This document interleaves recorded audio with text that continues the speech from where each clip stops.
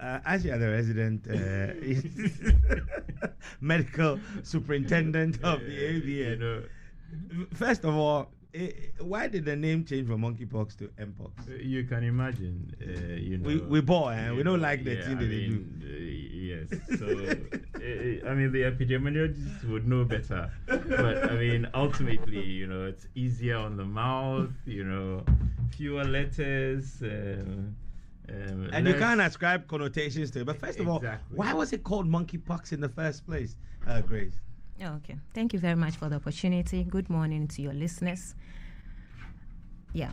So he said epidemiologists. I just want to give a little clarification on that. So if he said epidemiologists, yes. So these are public health professionals who have been trained to help investigate and respond to outbreaks and also any public health emergencies. Okay. Yes. That is what the long word means. Yes, that's what the long word means. Why didn't they just say public health specialists? No. Epidemiologists. Yes, okay. yes. So the word is monkeypox because it was first identified or discovered in 1958. Okay. And it was discovered among monkeys who were being kept to be researched on. So 2 colonies of monkeys developed pox-like lesions on them. And then the virus was identified among them, hence the name monkeypox. Okay. Yes. And the first, after 12 years before it was then identified in humans.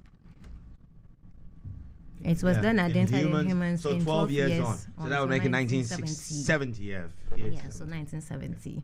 And currently there are 2 clades of the virus. We have clade 1 and 2. And clade 1 is common in Central Africa. And currently it's only Cameroon that has the 2 clades being common among them. And clade 1 has more severe form of the disease. Yes. We will get into what the disease is really about, but you said is it grade 1 or clade? Please. CLADE. Okay. What does that mean? So these are the subtypes of the virus. Right. Yes. So just like we had the SARS-CoV-2, and then we had the Delta. So basically, they are the same thing, except one is fair and the other one is a little dark. Black. Yes. Okay. I'm not trying to make fun of this, but essentially, there are 2 strains of the virus, and you have an A and a B. A 1 and a 2. 1 and a 2, rather. Yes. And 2 is the more. No, 1 is the more severe one. Common in Central Africa. Okay. Yes. So what we're hearing of is 1. Yes. Okay. Please help us understand what this virus is. How does it present? How do I avoid it? Okay. So just like how we had COVID-19 diagnosed, it's also a monkeypox disease. It's also caused by a virus. Okay. And that's the monkeypox virus, as we all know. So it presents with a fever. We have muscle ache, general malaise. You might be thinking it's malaria, so you want to go and then seek help. Then, with monkeypox, there's this distinctive rash that's developed 1 to 3 days when you have the fever. And the rash starts from the face to the central part of the body, and sometimes you have it in your palm and the sole of your feet. Yes, so immediately, if you see someone with those symptoms, sometimes you might think it's chickenpox. So the best thing is that you report to a health facility where you will be assessed and then sample taken for investigation or confirmation at either the National Public Health Reference Lab or Noguchi Memorial Institute of Medical Research. So that's how the presentation is like. Wow. Nanaya, so you know the problem where people have symptoms like that, joint aches and things, and then they will go to the pharmacy in the corner and go and buy something and take it and self-medicate. Would you you would advise Dr. Ocansey that going straight to seek an expert diagnosis, would you, from a doctor? But over and above the thing of people who've actually or suspect they've contracted an infection are showing the symptoms, this is, of course, as you said, a public health issue. and a bit like the spread of COVID and, another viral disease that we were surprised by, the business of managing public contact and how people carry themselves socially is of the first importance. So what sorts of preventative measures can people take to guard against getting the infection in the first place? Yeah. So we advise that when you start having those symptoms, you should isolate yourself. And what you'd want to do is not to go anywhere. Just get a room and isolate yourself in there, because you want to prevent contact with even your family members and also friends. It's that infectious. Yes, it's very infectious. And the only time you'd want to go out is to seek health care. And also, when you are going out, you need to protect yourself and also the public. So you use face mask. And because of the lesions on the body, those are the kind of like pimple-like lesions or rash on your body, because contact with those rash also exposes others. You'd want to cover them. So we advise that you wear long sleeves as well, trousers, in order to cover those lesions. And when you need to inform other people around you. That is what you have, because you are isolating yourself.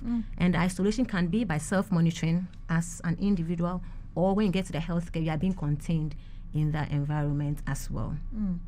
But is it the kind of thing where, like with severe forms of COVID, hospitalization is best for the management of the disease, or is it something that with self-isolation and sensible basic hygiene and isolation practices is quite treatable at home? Yeah. So the good thing, just like it is, it's not severe like smallpox. I know you've heard about smallpox some years ago. Sure. Yes, it is self-limiting.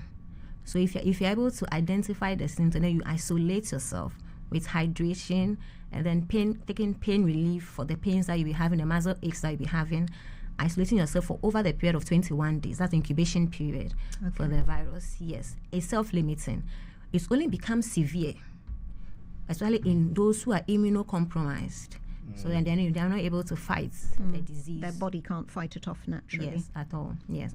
It's only severe in those people. And out of those who have gotten the disease, what got a case fatality rate, those who die from the disease, about 3 to 6% of them that would get a severe form and also die from it. So for majority of us, it is self-limiting. Right. So just following the regular precautions that we did for COVID and also isolating yourself, you'll be able to surmount the disease.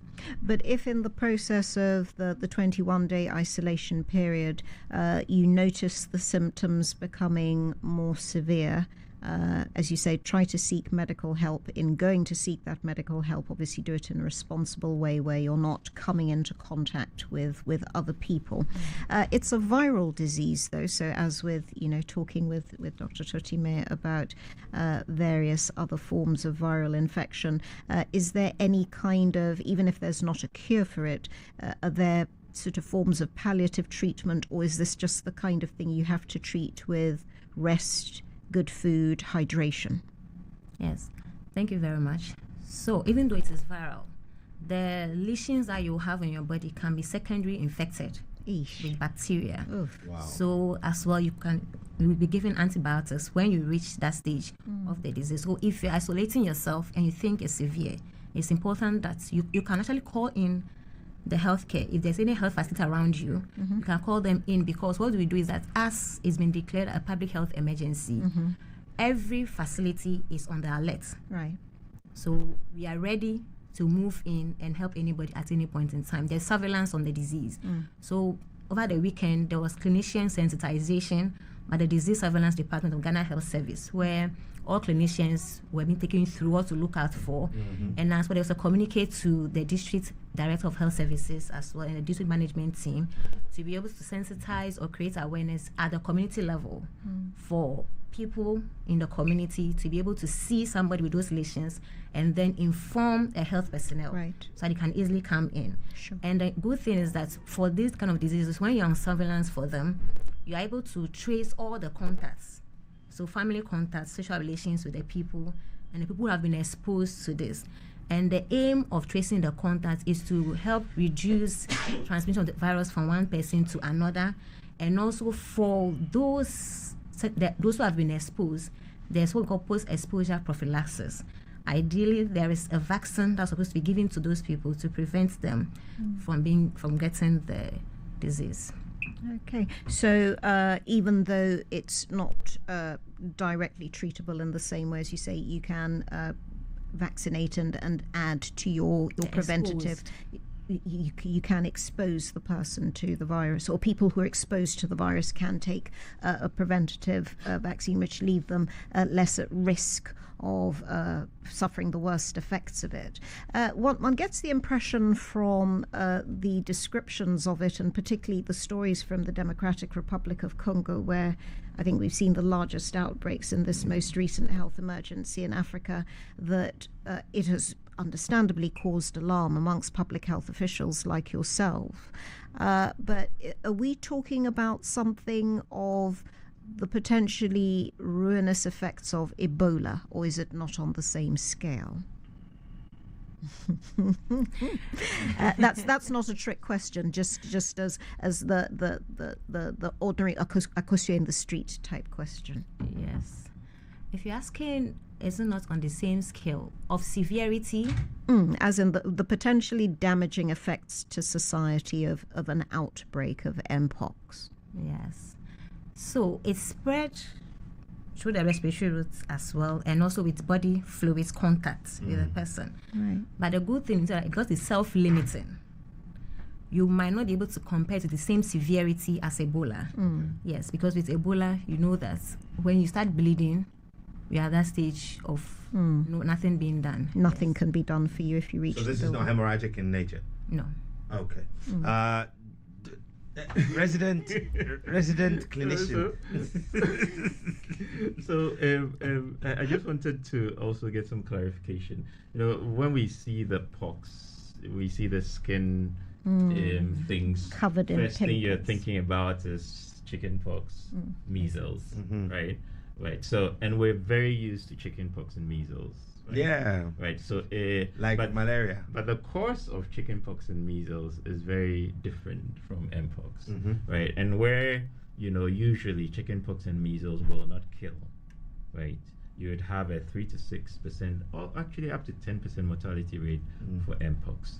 So the implications of knowing Mpox exactly and you've got. seeing it, right, are important. And I just wanted some cues on how to sort of differentiate between measles, chickenpox, and Mpox. If there's any like real striking difference between Mpox and these two, so that people seeing it can immediately start looking at, calling in the hospital rather than going to the beach and doing what we do for chickenpox and measles. Yeah. So for the Mpox, the distinctive thing is about the lymph node that gets swollen. So for measles and chickenpox, you not have swollen lymph nodes, and there are areas that you can have lymph nodes being swollen. This is around your neck. At the back of the neck as well, and also gets swollen. Yes, and also for the rash. The rash is so distinct in Mpox, where it's central, and then you have it in your palm and also the sole of your feet.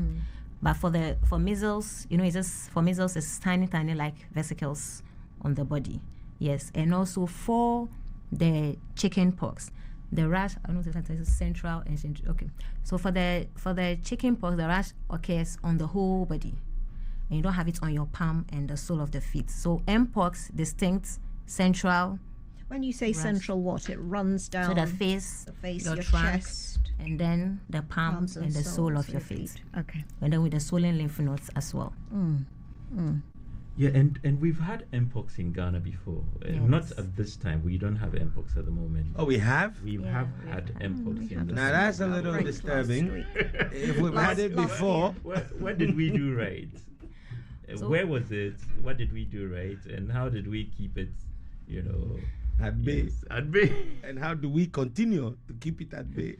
In 2022 and 2023, we had some cases of, so that's last year and last 2 years. We had cases of Mpox in country.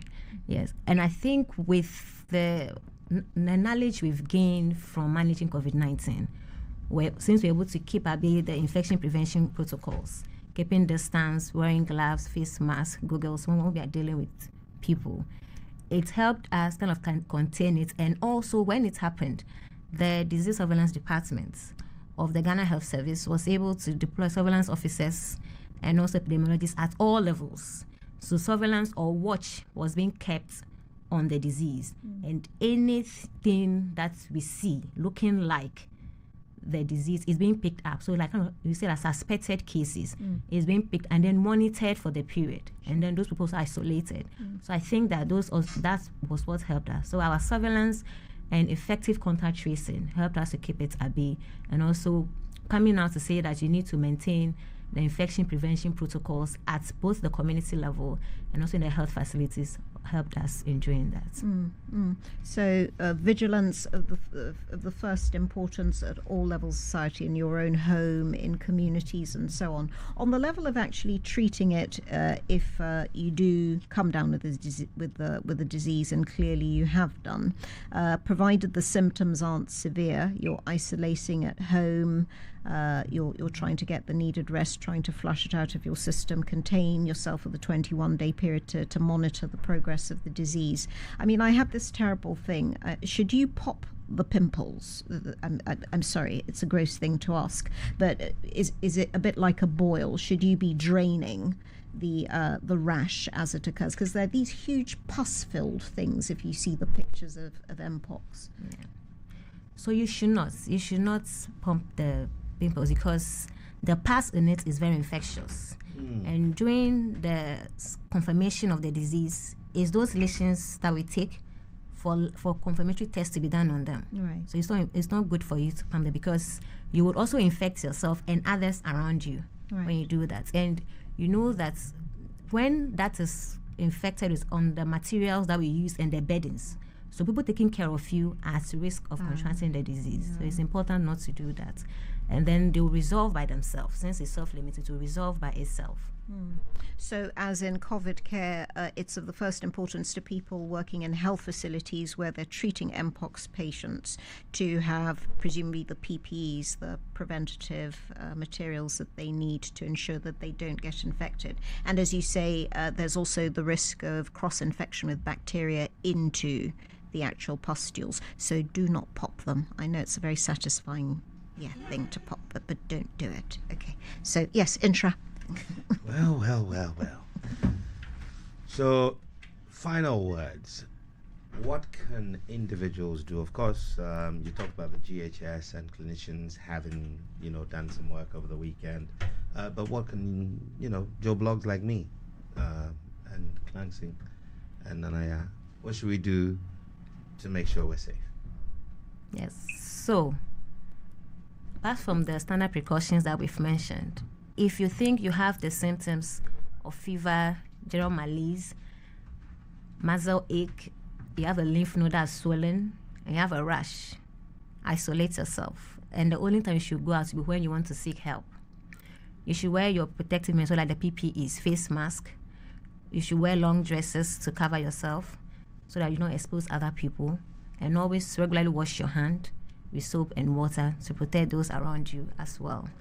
And for those of us who take care of the sick ones, it's important that you wear gloves when you're going to do that. We wear also the face mask. And when you want to wash the linen, you can use hot water to wash it. And also use 0.5% sodium hypochlorite or chlorine solution in washing. So cleaning the surfaces where they are as well.